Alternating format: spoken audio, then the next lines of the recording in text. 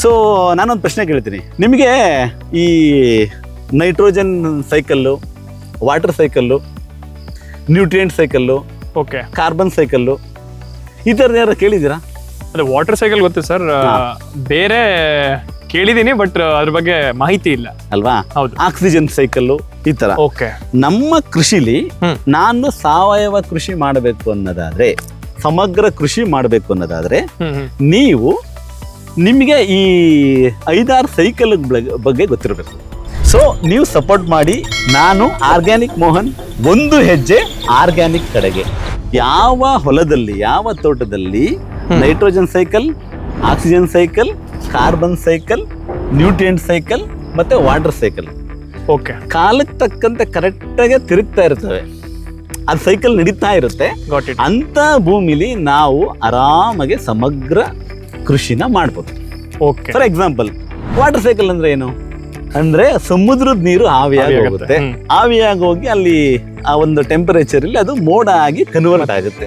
Convert ಆಗಿ ನಮಗೆ ಮಳೆ ಮೂಲಕ ಮತ್ತೆ ಭೂಮಿಗೆ ಸೇರುತ್ತೆ. ಹೌದು. ಭೂಮಿ ಆವಿಯಾಗಿ ಹೋಗೋದು ಮತ್ತೆ ನೀರು ಭೂಮಿಗೆ ಮತ್ತೆ ನೀರು ಸೇರುತ್ತೆ. ಹೌದು. ಇದನ್ನ ನೀರ್ ಸೈಕಲ್ ಅಂತ ಹೇಳ್ಬೋದು.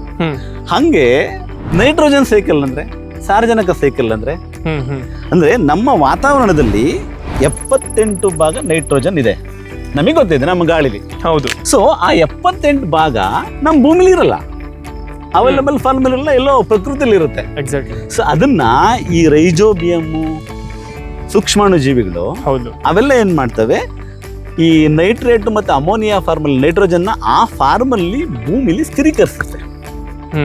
ಅರ್ಥ ಆಯ್ತಾ? ಸೊ ಅಮೋನಿಯಾ ಮತ್ತು ನೈಟ್ರೋಟ್ ಫಾರ್ಮಲ್ಲಿ ಭೂಮಿಗೆ ನೈಟ್ರೋಜನ್ ಸಿಕ್ಕಿದಾಗ ಅದು ಆ ನೈಟ್ರೋಜನ್ನ ಗಿಡ ತಗೊಳುತ್ತೆ. Okay okay. ಸೂಕ್ಷ್ಮಾಣುಜೀವಿ ಸ್ಥಿರೀಕರಣ, ಸಾರಜನಕ ಸ್ಥಿರೀಕರಣ ಮಾಡುತ್ತೆ ಅಂತೆಲ್ಲ ಕೇಳಿದ್ದೀನಿ. ಅಜೋಸ್ಪೆರ್ಲಮು, ರೈಜೋಬಿಯಮು, ಐಸ್ಟೋಬ್ಯಾಕ್ಟರು ಈ ತರದೆಲ್ಲ ಸೂಕ್ಷ್ಮಾಣುಜೀವಿಗಳು ವಾತಾವರಣದಲ್ಲಿರೋ ಸಾರಜನಕನ ಸ್ಥಿರೀಕರಿಸುತ್ತೆ. ಓಕೆ. 78% ನೈಟ್ರೋಜನ್ ವಾತಾವರಣದಲ್ಲಿರೋದನ್ನ ಸೂಕ್ಷ್ಮಾಣುಜೀವಿಗಳು ಭೂಮಿಗೆ ಸ್ಥಿರೀಕರಿಸ್ತವೆ. ಆ ನೈಟ್ರೋಜನ್ನ ಗಿಡಗಳು ತಗೋತವೆ. ತಕೊಂಡು ನಾವು ಅದನ್ನ ಗಿಡಗಳನ್ನ ನಾವು ಸ್ವೀಕರಿಸೋದ್ರ ಮೂಲಕ ಪ್ರಾಣಿ ಪಕ್ಷಿಗಳು ನಾವು ಮತ್ತೊಂದು ನಮಗೆ ಸಾರಜನಕ ಸಿಗುತ್ತೆ. ಓಕೆ. ಆ ಸಾರಜನಕ ನಾವು ಮುಗಿದ ಮೇಲೆ ಯಾವುದೋ ಪ್ಲಾಂಟ್ ಸಾಯುತ್ತೆ, ಮನುಷ್ಯ ಸಾಯ್ತಾನೆ, ಅವು ಮತ್ತೆ ಬ್ಯಾಕ್ಟೀರಿಯಾಗಳ ಮೂಲಕ ಪ್ರಕೃತಿ ಸೇರುತ್ತೆ. ಇದೊಂದು ಸೈಕಲ್. ಪ್ರಕೃತಿಲಿ ಇರೋ ಸಾರಜನಕ ಬಂದು ಮತ್ತೆ ಪ್ರಕೃತಿಗೆ ಸಾರಜನಕ ಹೋಗೋದು, ಇದು ಆಗ್ಬೇಕು.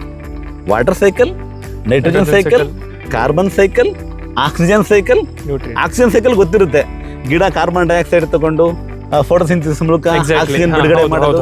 ಈ ತರ ಸೈಕಲ್ಗಳು ನಿಜವಾಗ್ಲೂ ರೈತರು ಇವತ್ತೇನೇನೋ ನಾವು ಕಷ್ಟಪಡ್ತಿದ್ದೀವಲ್ಲ, ನಾವು ಆರ್ಗಾನಿಕ್ ಮಾಡೋಕ್ಕಾಗ್ತಿಲ್ಲ, ಇನ್ನೊಂದು ಮತ್ತೊಂದು, ಬಿಕಾಸ್ ಆ 5 ಸೈಕಲ್ಲು ನಮ್ಮ ಭೂಮಿಲಿ ನಡೀತಾ ಇಲ್ಲ. ಆ 5 ಸೈಕಲ್ ನಡೀತಾ ಇದ್ರೆ ಆರಾಮಾಗಿ ಸಮಗ್ರ ಕೃಷಿ ಮಾಡ್ಬೋದು. ಓಕೆ. ಸೊ ನಾನು ಮುಂದಿನ ವಿಡಿಯೋಲಿ ನಿಮಗೆ ಇದಕ್ಕೆ ಸಂಬಂಧಪಟ್ಟಂಗೆ ಒಂದೊಂದೇ ಹೇಗೆ ನಾವು ಆರ್ಗ್ಯಾನಿಕ್ ಕೃಷಿ ಮಾಡ್ಬೋದು ಅನ್ನೋದ್ರ ಬಗ್ಗೆ ತಿಳಿಸ್ಕೊಡ್ತಾ ಹೋಗ್ತೀನಿ. ಓಕೆ. ಈ ಥರ ವಿಡಿಯೋಸು ನಿಮಗೆ ಇಷ್ಟ ಆದರೆ ನಿಮ್ಮ ಆರ್ಗ್ಯಾನಿಕ್ ಮೋಹನ್, ಒಂದು ಹೆಜ್ಜೆ ಆರ್ಗ್ಯಾನಿಕ್ ಕಡೆ ಅನ್ನೋ ಚಾನಲ್ನ ನೀವೆಲ್ಲ ಸಬ್ಸ್ಕ್ರೈಬ್ ಮಾಡಿ, ಲೈಕ್ ಮಾಡಿ ಅಂತ ಕೇಳ್ಕೊಳ್ತೀನಿ.